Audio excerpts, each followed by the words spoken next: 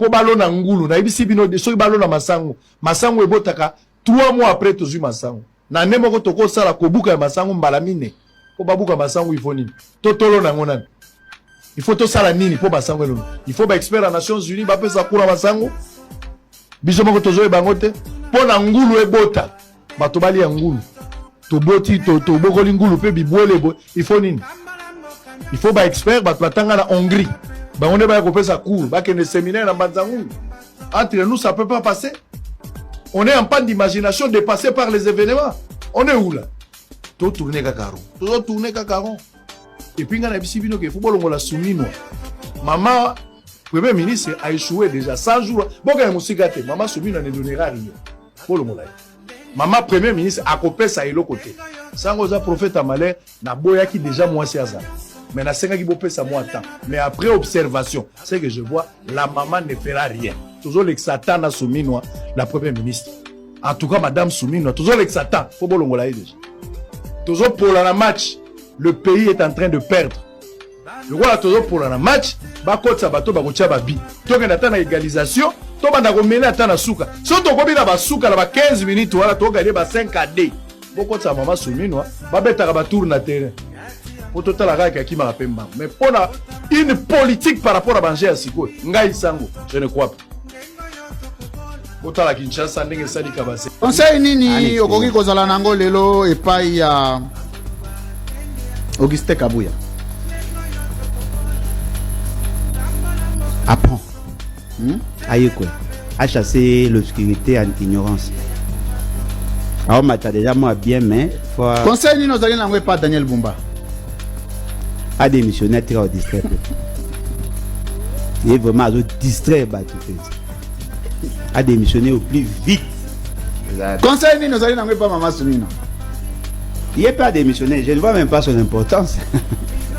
En tout cas, maman Limbisanga, papa Molia avait raison. À part Liputa, rien du tout. Et là, on est moni pas maman Soumino, moni qui évolue par rapport à Ndena ya Rosali là. Conseil là, heureusement au président n'a pas beauté. Bon, n'a pas sens. Côté à Rosala, je ne vois rien. Bon côté à présence. Oui. La nature l'a aidé vraiment. La beauté, elle est naturellement vraie. Chilombo,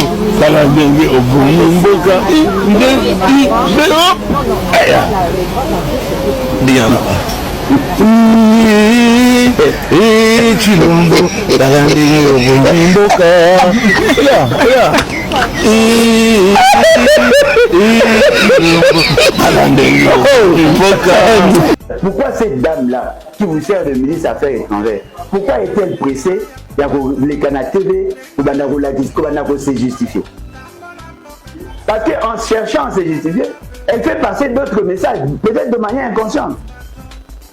Est-ce que vous avez imaginé? Le ministre des Affaires étrangères a dit non, il faut pousser Kagame à signer un accord pour que tout qui s'en monde, que celui qui était derrière le 1-23, et là, le quoi, il y a une charge pour. Non, tu n'es pas obligé d'en parler. Ce qui veut dire que vous avez un piège pour que vous fassiez signer les documents. Pourquoi le dire? Donc, ça a l'émotion. Et l'émotion, non, vraiment, on va passer les zones.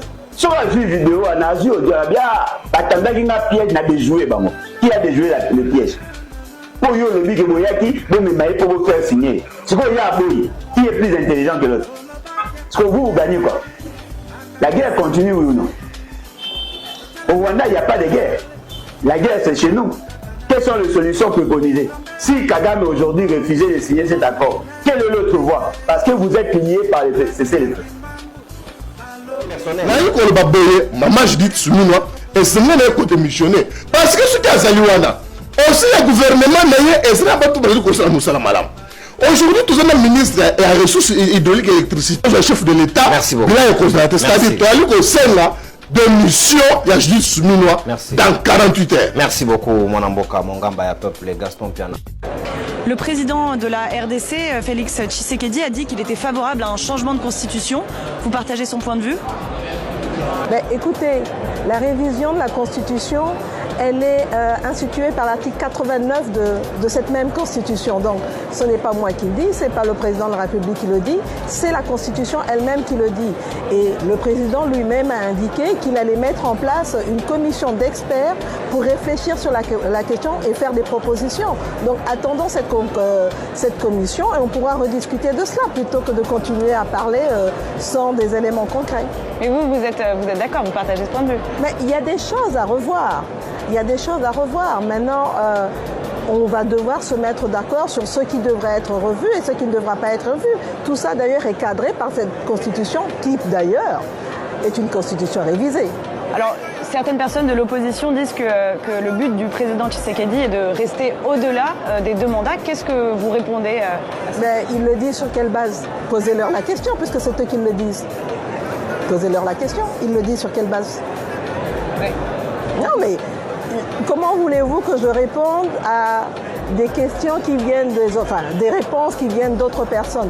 Posez-leur la question pour savoir sur quelle base ils peuvent avancer cela, puisque ce n'est pas ce que le président a dit. Merci beaucoup, Madame la Première ministre, pour cet entretien donné à TV5. Merci à vous. Maman Oyo, le loi texte de Mokibombeka est allé sonner pour la République démocratique du Congo. Parce que gouvernement est beaucoup à Mboka. Exécutif est beaucoup à Mboka. Boni, Premier ministre Ayebi Moubekoli Konjite. Tawa ko ben on assurance nyoso pela mikila bapaya le lombo kana biso ezali ko finga pour la maman Oyo. Parce que tout que ba Congo bazela ka batu ya limienya. Mais oyo mokongo ya kota classité ali mokongo ya ndenge nini. Ngana monaki ke lokolo mo ali pembe soki na epesa ali pembe maman Oyo a commettre la S'il vous plaît, mais c'est insulte. à un niveau nécessaire, vous n'allez pas d'habitude, s'il vous plaît, on va nous retirer. Au revoir, le banana était à côté de la cité. Ça vous retirez, s'il vous plaît. Soyez non. ça n'a mais ce sont des tests. Ce qui m'ont habité, cela signifie qu'il n'a pas suffisamment lu l'état d'étudier. Mais il faut qu'on t'aille sur mon territoire dans mon pays. Parce que mon ce qui est tanguité. Au revoir, dans mon pays. Si vous n'avez pas contredire, que j'ai dit soumis à Tangi. Parce que nous voulons à Tangi à monter. Ma campagne à l'Obiwana, il y a un article 218, il y a un cause d'abus. Il y a un article 89. On a un article 89, on a un article 218. Et il y a totalement différent. On commence à Kabouya avec le nom IDPS, Kagame Moutanzani. Donc ça dit Kabouya a besoin de décharger Kagame, que Kagame nous toujours pour m'abandonner. Parce que na kacha IDPS, ba collaborateur ya Kagame Bazali. Ça c'est Augustin Kabouya a dit pour confirmer ma Kambouana. Mais chose étonnante pour moi Kabouya a besoin tambola na ye, a besoin circuler une ba cortège ba 15 types. Maintenant le lot. Kabouya lobby constitution le comme la ligne Bappé. Je suis pas d'accord avec lui. Na article 218 de la constitution, on va dire qu'on peut être chef de l'État même plus faux. Il y a connaissé le projet, il y a révision, il y a constitution. N'a pas tout mususu. Basel et dit qu'on peut constitution est échangeable ou bien est modifiable de constitution et beaucoup qui ont modifié yango. Mais cela, elles ont pris ce pouvoir te yakoboya aux en place parce que ceux qui constitution est en place, ils allaient quitter de Godono. Le même année, il m'a pour 2018. Il n'y a qu'un seul pour que Félix Antoine Tshisekedi moi comme président de la République. Moi je pense qu'au sein, il y a une sacrée et ils allaient là flatteur rebelle. Ils allaient là tout les bazali mituna bango, ils allaient là bango te casser, ils allaient là avocat la 4. Bazali comme ça là que bah sa chef de l'État. Constitution ils allaient et qu'on a modifié, qu'on a révisé à tout moment ce qui nécessitait de urgence ils allaient surtout pour les bateaux oyo. Conformément à l'article 218 et plus même plus faux, il y a combien de mais ce qui Kabouya a constitution comme la Libabé, c'est-à-dire Libabé parce que chef de l'État fait ce que tu as Azali n'a pouvoir. Moi je pense que Makanis n'a pas n'a pas projeté et c'est le bâtiment de la Makanis n'a pas parce que je dis Soumino et là qu'on s'est lié aux Zanzam Benem à confondre parce que il y a des la peine mais il y a non en tant que communicateur. Oh, il y a une sacrée. Je dis, n'a pas ce temps-là, il revend sa bango. Après, c'est bon, il y a peut-être il faut qu'on communique. Non. Changer la communication, naïe. Moi, c'est mon ceux qui Sandra. C'est une femme incompétente. Mais une grande personnalité qui n'arrive pas à bien orienter son chef. Ça veut dire, Aza incompétente, il faut qu'on condamne parce que vous n'allez pas aller quitter. Non, donc, on ne va pas entendre de Kolanga. Alors, de Kolanga. Belena ba Françoise Boué la RTNC. Mais bon, non, pour la construction, dans le babon de Kolanga. Il y a Judith Souminois. Maman. Pour la honorer les Congolais, vous allez conseiller démissionner. Et ce n'est pas démissionner parce que Yomoko Zali Soni, Olubamba Soni Nayo, et pas une autre famille Nayo. Obémé sur nous na Congo qui me la TV5 pour la confirmer c'est pas comment le premier ministre de la Bango a eu beaucoup de curiosité. Tu n'es plus digne d'être après premier ministre de la République démocratique du Congo et c'est lui n'a pas démissionné. Koulouk n'a plus ce qui tout look à mobile naïe a conseillé à démissionner le Bango pour chef de l'État. Je dis toi attends ici ma limite naïe. Banda Zawa a salé le côté. Au moins nous les bateaux se battent là. Bateaux se battent côté partout. Ma communauté se comme passe. Depuis à ce moment-là, quand le maquillage n'a pas évolué, mais moi, que j'ai évolué, c'est pas de non. N'a pas monter là-haut depuis j'assure mes propos. Ce que vous allez que banga là, n'a pas la tête, c'est que j'ai maquillage. Mais bien sûr, n'a pas boyer, maman je dis Souminois, et c'est même un coup de missionnaire. Parce que ce qui a Zaliwana, aussi le gouvernement n'a et c'est pas tout le monde qui a malam. Aujourd'hui, tout le ministre et à ressources hydrauliques et électricité, le chef de l'État, merci beaucoup.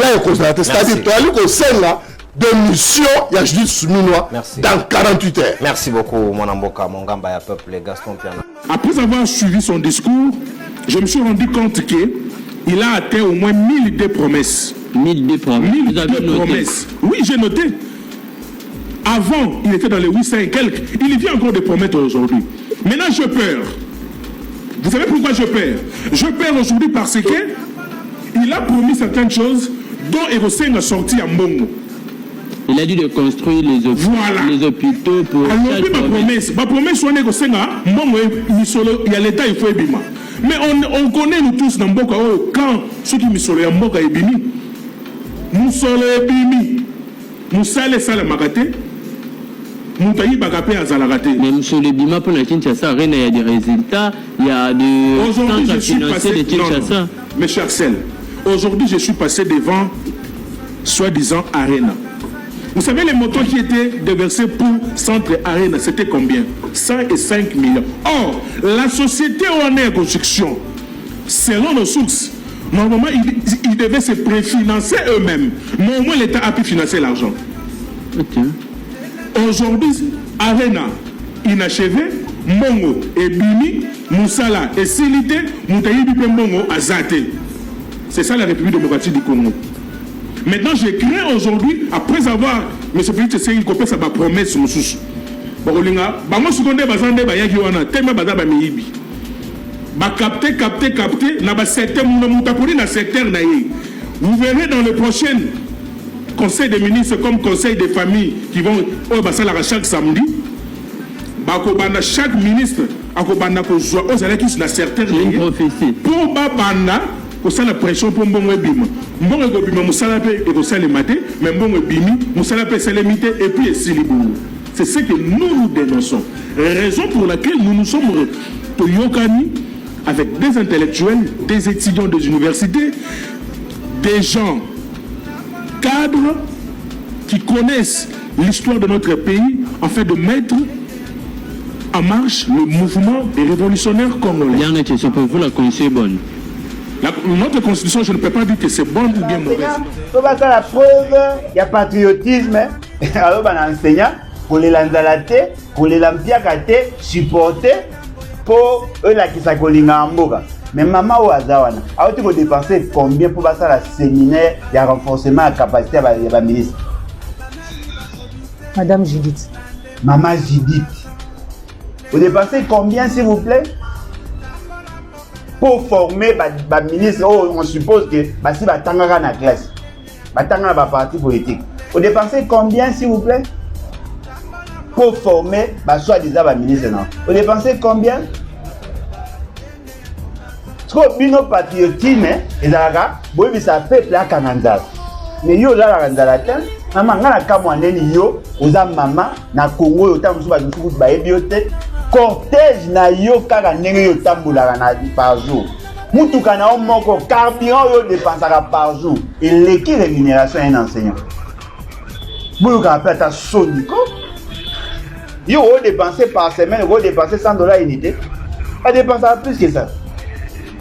Ce que vous ça papa, ou à la mois si na bana, à Kangamutema, bah mususu, baza na 295 000 francs, bah mususu bah na 215 000 francs. Dollars, t'es mes C'est 315 000 francs. Francs congolais. Oh. Bah mususu bah puta maate. Ozo bah bango bah Kangamutema, pour bah la kisake bah patriotisme. Patriotisme veut dire qu'on koufa landala. Ça c'est quel raisonnement ça? Obligara posa maman. So là moi mbalo ngo bayenga makai.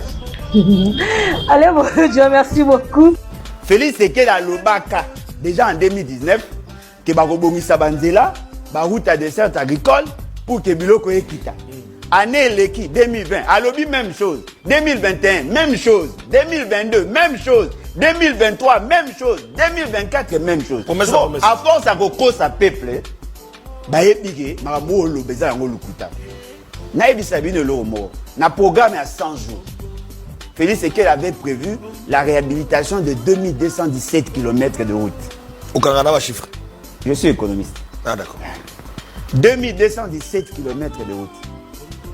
L'enveloppe globale au Bachaki à disposition pour le secteur et la route, ils avaient qui 244 millions de dollars. 244 millions. Et bon, qui va réhabiliter, va renforcer, va port, ils avaient qui 24 ponts. Et bon, qui va réhabiliter, peut déployer 20 bacs. Et bon, qui va bonissa un certain nombre de banzela à Kinshasa et mingi na Kasaï oriental. Ils ont prévu de route 244 millions de dollars. Quand M. Félix Sekedi a dit que le Bayango m'a programme il y a 100 jours, les gens avaient applaudi. Moi j'avais dit c'est faux. Qu'est-ce qu'on a constaté? Une année après, à Kena Kasaï, à Kangami na Babourbier, Nanzela Oyo ya lo bagi na biso ya bongisa. Oya bongisa. Et ça l'a maté. Boyo Kara Sango Bandaki pour interpeller un certain John Tumba. Il semblait qu'il a Koufa. Ce monsieur a géré 32 millions de dollars. Il y a Banzela, il y a Mbujimai. Et Sili, avec ça la Chile gelou parce que le programme est Simbarate bon c'est volatilisé. 32 millions 13 millions de dollars, il y a Chile gelou. A combien un programme de lutte contre la pauvreté et les inégalités sociales. Après, si vous reprendre un budget, un programme du gouvernement. Les lots, si les gens le savent, on a 37 km. Mais vous posez une question, il y a eu combien de fois Babimi Sambo? Pour la 37 km. Félix Sekedi vous dit aujourd'hui, Alinga a réhabilité 38 000 km. Vous savez, on a combien de kilomètres de route au niveau national? 155 000 km. 155 000. Vous savez, il y a combien de kilomètres il y a la route des desserts agricoles? 97 000 km de route de desserts agricoles. Aucune de ces routes n'est asphaltée. Si M. Félix Sekedi vous dit qu'Alingi a réhabilité, cela veut dire que Balingi va longola ba bourbier, va longola ba mauvais arbres, et botani, et zali ba route en terre. Généralement, ces routes en terre, il faudrait qu'elles soient entretenues régulièrement parce que bah intempérie, bah mboula et consort, et baby sarayango toujours. C'est lui qui vous parle. Na landa formation sur le transport, sur la communication dans ces pays.